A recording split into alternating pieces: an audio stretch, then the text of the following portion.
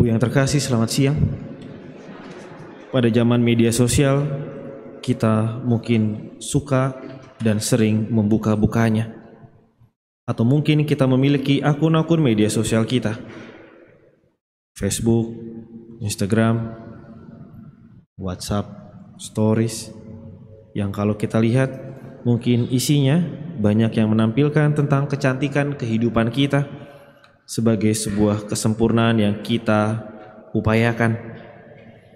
Foto sekali tidak cukup, rambutnya miring, foto lagi. Sudah foto berikutnya, masih kurang, kakinya terlihat pendek, sekali lagi, oke. Foto lagi, aduh, masih kurang. Kalau dilihat dari kiri nanti jelek, saya cakepnya dari sisi kanan. Foto lagi, terus. Untuk bisa menampilkan yang baik itu harus diperjuangkan, meskipun harus difoto berkali-kali, karena kita tahu nanti akan dilihat orang dan akan direspon oleh komentar orang-orang, akan di-like atau disukai atau tidak disukai. Lalu kita merindukan dan mendambakan komentar orang yang bagus-bagus tentang kita. Wah, cakep ya. Wah, cantik ya. Wah, makanannya menggiurkan. Wah, jadi ngiri jalan-jalan terus. Semua kita tampilkan yang baik-baik dan bagus-bagus. Dan pengakuan akan kesempurnaan menjadi sebuah kebutuhan baru yang harus dijajakan di etalase kehidupan kita. Dan tampaknya memang perlu sebuah pertunjukan dan narasi sastra yang provokatif. Agar apa?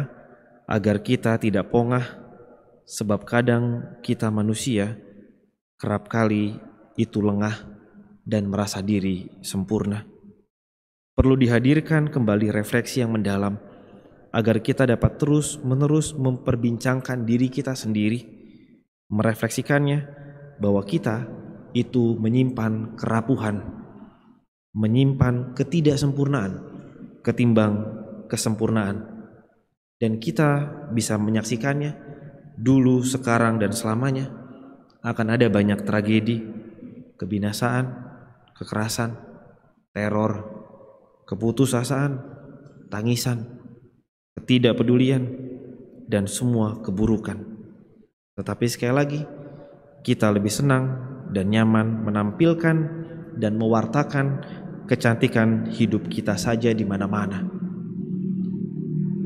Yesaya dalam bacaan yang tadi kita dengarkan menggambarkan tentang hamba Tuhan yang begitu tampak buruk rupanya, bukan seperti manusia pada umumnya. Mengapa hamba Tuhan ini memiliki wajah yang buruk?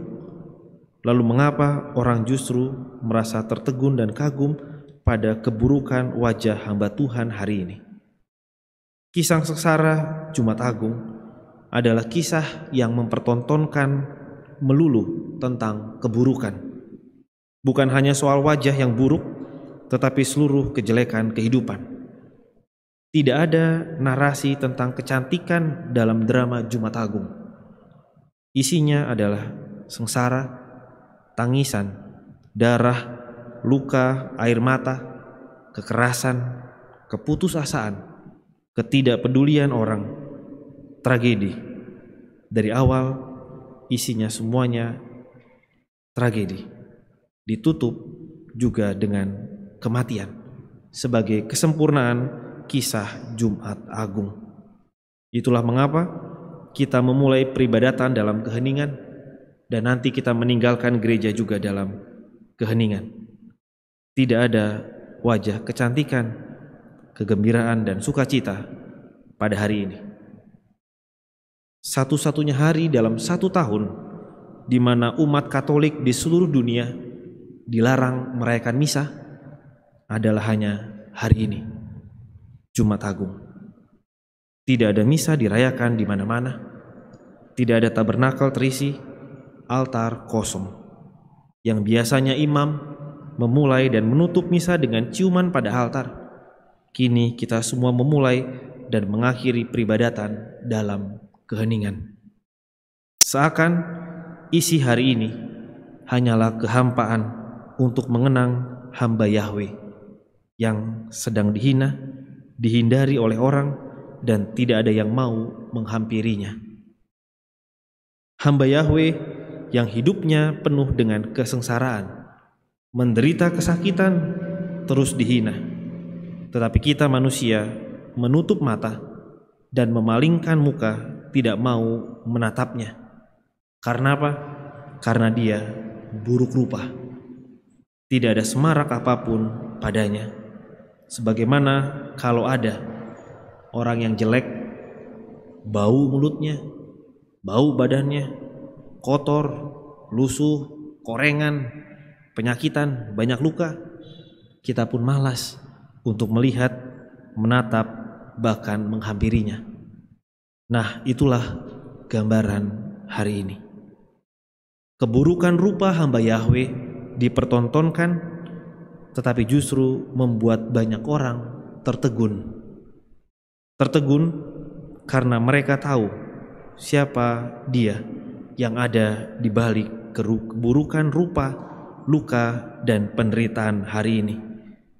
Penderitaan yang dialami Yesus memunculkan rasa belas kasihan dan iba. Orang-orang merasa iba karena mereka mengenal Yesus sebelumnya. Mereka menyaksikan sendiri apa yang dilakukan Yesus selama itu. Kalau kita buka kisah para rasul, menyimpulkan dengan sangat sederhana tentang apa yang dilakukan Yesus selama hidup dan orang-orang melihatnya, yaitu dia yang berjalan berkeliling kemana-mana sambil berbuat baik dan menyembuhkan semua orang yang dikuasai iblis, sebab Allah menyertai dia. Dengan demikian, ketika orang-orang banyak bertemu lagi dan menyaksikan wajah Yesus yang berubah menjadi buruk rupa, lebam, bengkak, penuh luka karena tamparan, wajah berdarah karena mahkota duri, wajah penuh luka dan ludah, dengan segera mereka tertegun dan iba karena belas kasihan. Mereka terpesona dengan apa yang dilakukan oleh Yesus. Dan dengan keterpesonaan akan pemberian tulus diri Yesus ini, bisa kita renungkan peluang akan pertobatan yang menyelamatkan itu mulai terbuka.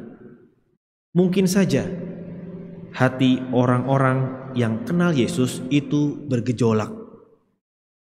Ini Yesus orangnya baik, semua yang dilakukannya baik, pengajarannya baik, kemana-mana ia menyembuhkan orang, iblis diusir, mujizat dibuat, keteladanan hidup dicontohkan.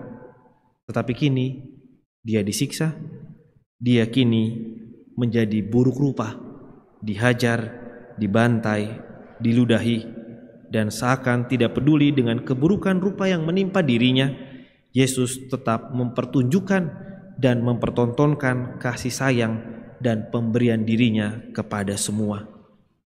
Bisa kita bayangkan kalau kita berada dalam posisi orang-orang yang ada di sekitar kisah sengsara Yesus. Mereka semua mengenal Yesus.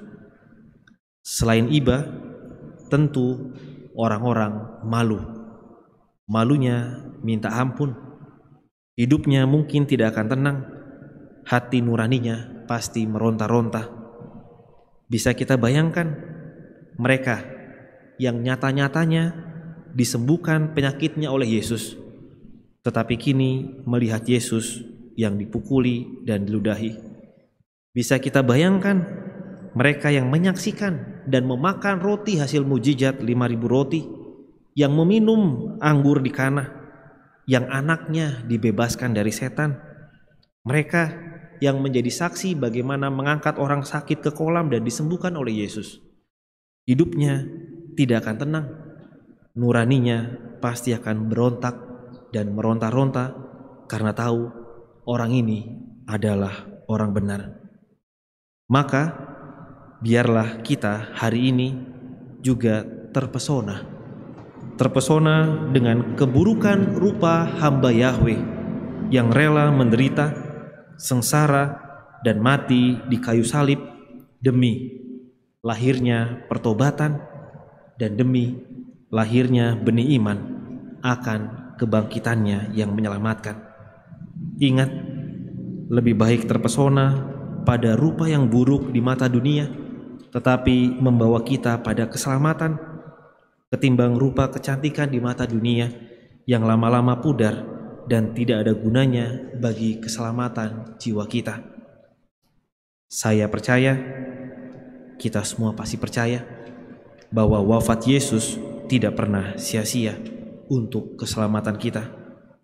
Yesus mengambil jalan penderitaan dan salib dan mengambil semua jalan itu untuk kita. Seperti seorang sahabat yang berkata kepada hakim yang mau menghukum sahabatnya yang salah, "Memang sahabat saya ini bersalah, tetapi jangan hukum dia.